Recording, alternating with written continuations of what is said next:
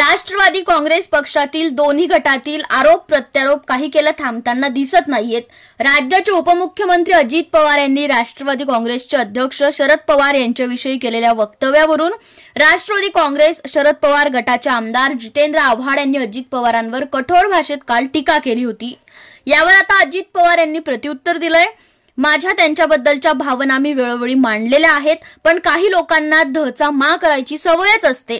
अशा नाटकीबाज लोकांना मी महत्त्व देत नाही असं अजित पवार यांनी आव्हाड यांचं नाव न घेता पलटवार केलाय। काल माझ्या म्हणण्याचा चुकीचा अर्थ काढला गेलाय। माझं पहिल्यापासून राष्ट्रवादी काँग्रेस पक्ष एकत्र असल्यापासून एवढंच म्हणणं होतं की ज्येष्ठ नेत्यांनी शारीरिक दगदगीचा विचार करावा आणि प्रकृतीची काळजी घ्यावी।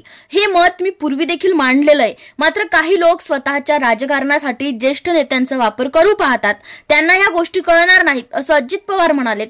तर त्यांनी एक्सवर याबाबतची पोस्ट केली आहे। ते पुढे म्हणालेत की माझ्या त्यांच्याबद्दलच्या भावना मी वेळोवेळी मांडलेल्या आहेत, पण काही लोकांना धचा मा करायची सवयच असते। अशा नाटकीबाज लोकांना मी महत्त्व देत नाही, मात्र सर्वसामान्य लोकांना माझ्या भावना कळाव्यात म्हणून मी हे म्हणणं मांडत आहे असंही अजित पवार म्हणाले। तर याआधी देखील राष्ट्रवादी काँग्रेसच्या अजित पवार गटाच्या नेत्या रुपाली चाकणकर यांनी आव्हाडांना प्रत्युत्तर देत त्यांच्यावर टीका केली होती।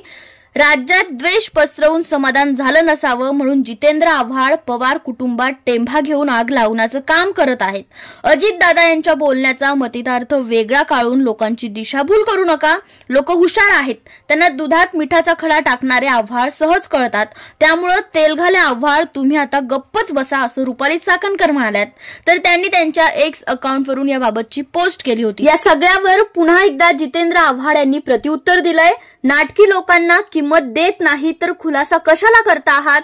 साहेबांच्या नावाचा फायदा तुम्हाला किती झाला हा प्रश्न स्वतःच्या मनाला विचारा। तुमच्या मनातले तोंडात आले आणि महाराष्ट्राला सत्य कळले।